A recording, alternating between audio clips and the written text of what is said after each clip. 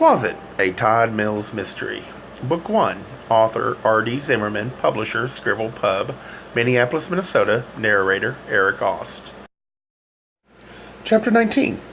Unaware of the time, Todd drove onto Lake Street and passed along the edge of Lake Calhoun. While Michael had an affinity for Lake of the Isles, Calhoun was Todd's lake of choice. It was about the same distance around each lake, 3 miles, but Todd preferred the bigger feel of Calhoun, which was totally open and unobstructed. Isles was much more twisty with all its bays and islands. Todd also preferred the diversity of Calhoun. The houses ringing the parkway weren't as big as those on Isles, the people not as trendy nor as wealthy.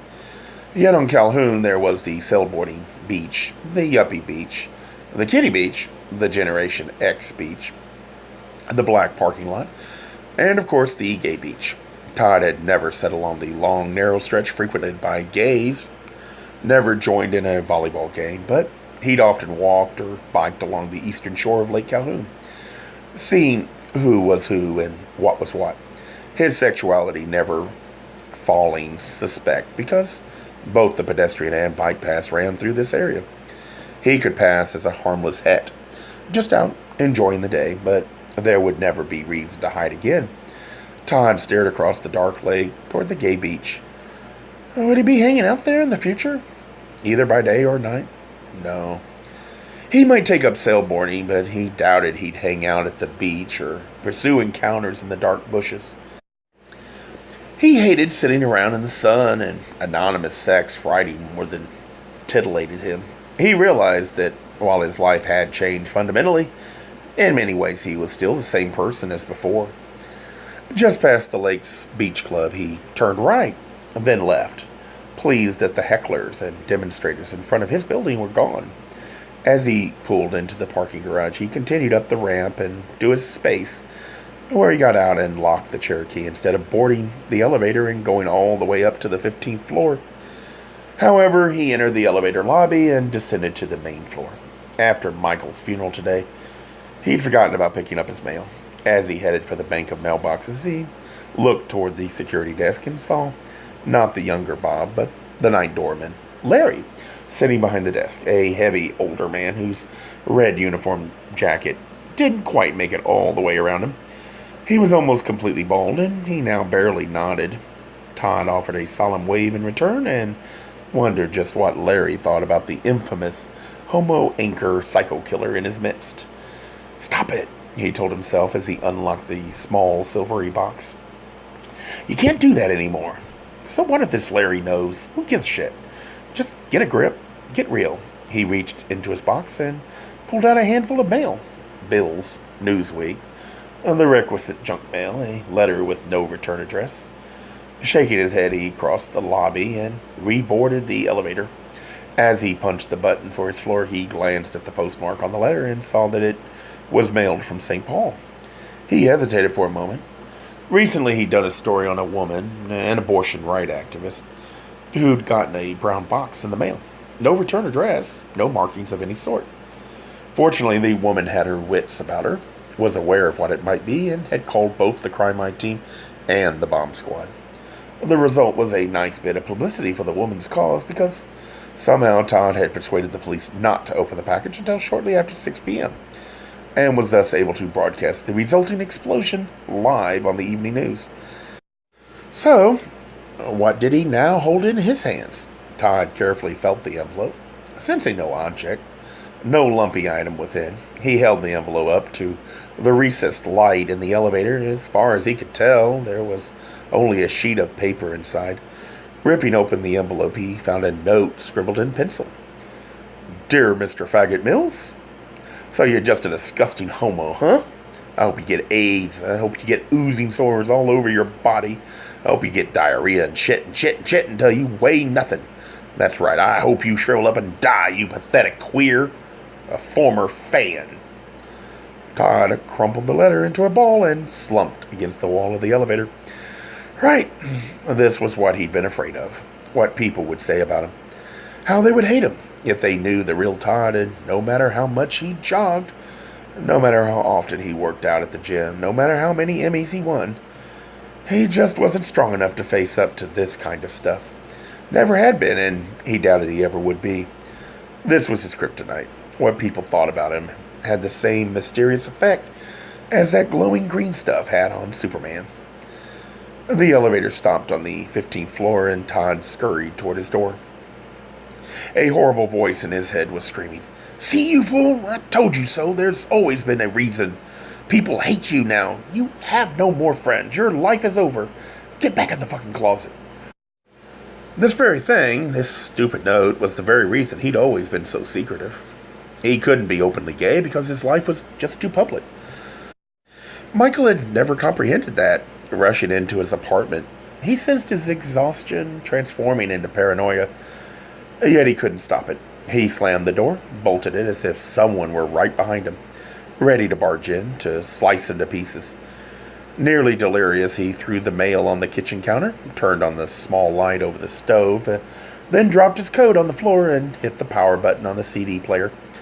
The deep, melodic music of Seal filled the apartment, and Todd rushed to his bedroom, where he stripped at a manic pace, yanking off his sweater, tugging at the buttons of his shirt. He tore everything away, throwing pants, black socks, blue striped underwear everywhere, as if it were burning his skin. Then he ran naked down the narrow hallway and back to the kitchen, where he grabbed a pack of matches from a drawer. Next, he grabbed a candle from the dining room.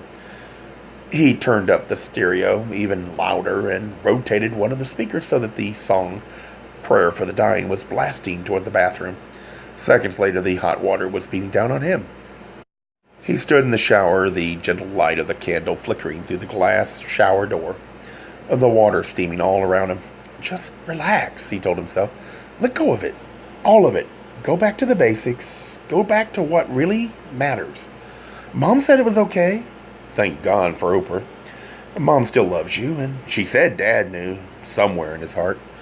He knew, and he only came down so hard on you because he wanted you to fly beyond him. Well, damn him, thought Todd, pounding the tile wall of the shower with his fist. Didn't that stupid bastard understand that you don't teach someone to fly by telling them what they're doing wrong? The images came whisking out of the dark. There was Michael's coffin at the front of the chapel. All those people. The deep hole Michael was to be dropped into, the pumping music at the gay times. The queens with the big lips and big hair. Ethel Merman's voice crawling through his ears like a worm. And then, of course, the blood. Michael's blood in the apartment. Rawlings, too, grabbing him, pinning him down, and the letter he'd gotten fan mail. Lots of it, but never hate mail. Let go of it. Just let go of it. The shower pounded down on him, massaging his neck, his shoulders, soothing his head, his back. Nearly 20 minutes later, he reached down, turned off the water, and toweled himself off. He felt jet-lagged, one moment exhausted, the next overwhelmed and confused and longing for some sleeping pills, something to slow his heart and mind, something to knock him out, if only for a few hours. There was a pause between songs, and in this break, there was banging. Oh, Christ, he thought, standing there at the edge of the bathroom. Someone was beating on his door. For a moment, he didn't move, fearing Michael's murderer or the letter writer, former fan. Wrapping a blue towel around his waist, he slowly proceeded down the hall, and then stopped by the doorway to the kitchen, where the only light in his apartment, the stove light, was still burning. Another song started, but had the knocking ceased? No, definitely not. Above Seal's deep, smoky voice, he heard a fist pounding on his door. Who was it? Cindy Wilson? Mark Buchanan? And the roving camera of Channel 7? Another search squad? Someone with malicious intent? Or perhaps merely a neighbor complaining about the music? Taking the cordless phone from the kitchen counter, he readied himself to punch in 911. Todd switched off the stereo and stood completely still. Who's there?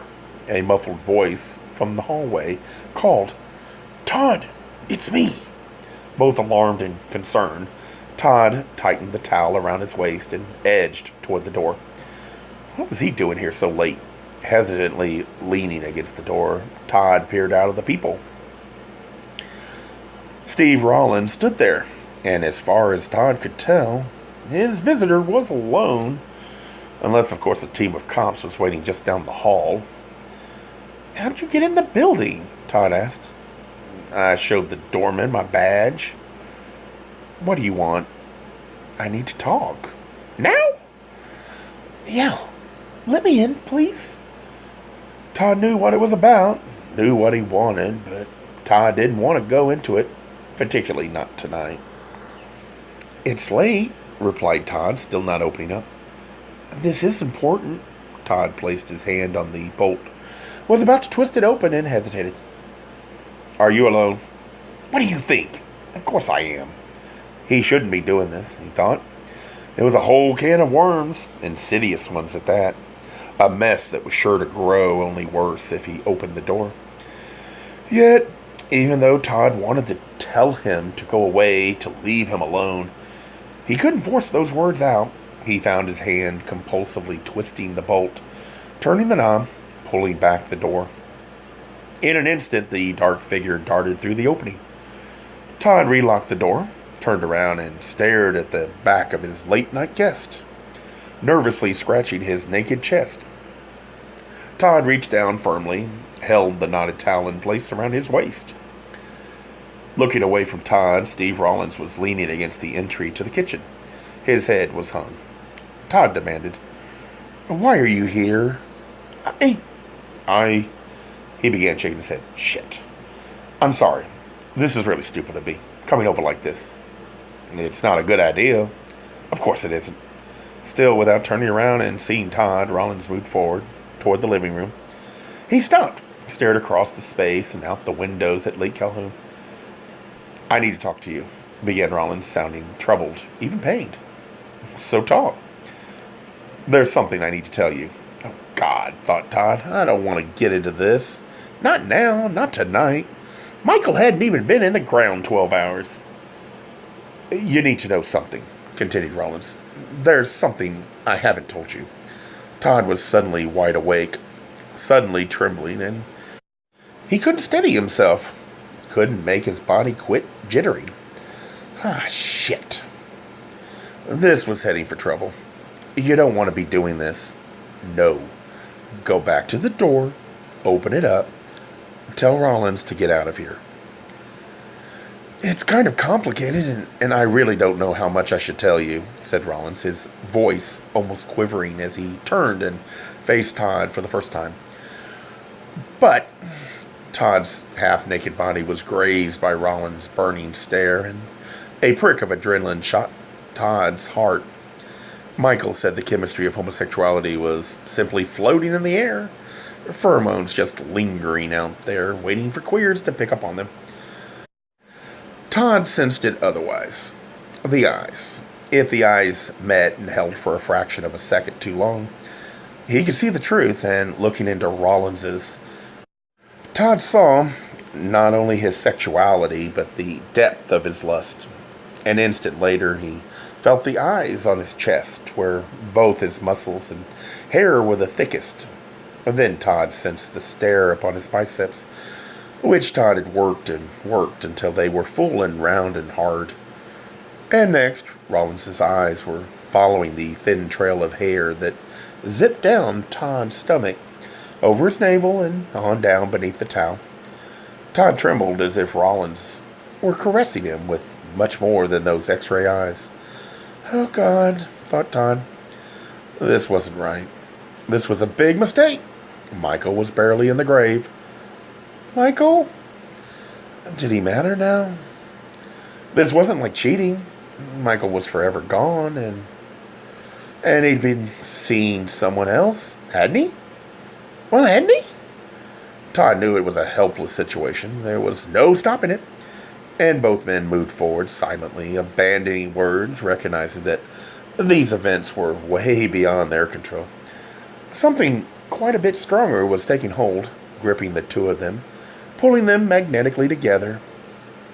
Todd moved further into the living room.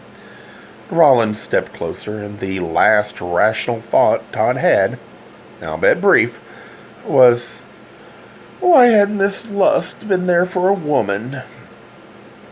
And then a little voice within him blurted, "Shut up, Todd. Who the fuck cares?" And they stopped when they were less than a foot apart.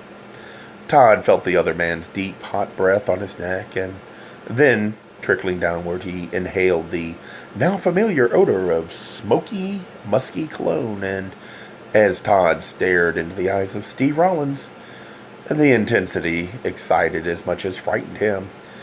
Todd couldn't be alone. Not now, not tonight. He needed comfort, yearned to be held, warmed, taken care of, and he liked this strength, this power, now before him. Had to touch it, had to have it. Hesitantly raising his fingers, he was more than eager to explore. He was desperate to. Yes, explosion and release. Now, his fingers sensed the heaviness of Rawlins' jacket, and then, almost simultaneously, Todd felt a hand on his waist. A sure hand that rubbed his skin, then reached for the knot of the towel and popped it loose. Gay Mysteries audiobooks. I think it is easy to hate a label, but a face humanizes the word. So this effort is twofold. To offer comfort to those like myself that your world didn't end because you don't fit into the view of acceptable society on both sides. And in hopes of helping those with family that are LGBTQ, that it doesn't mean we are aliens from the child they once knew. Reassure them so they can maybe be supportive at the same time, being true to their values.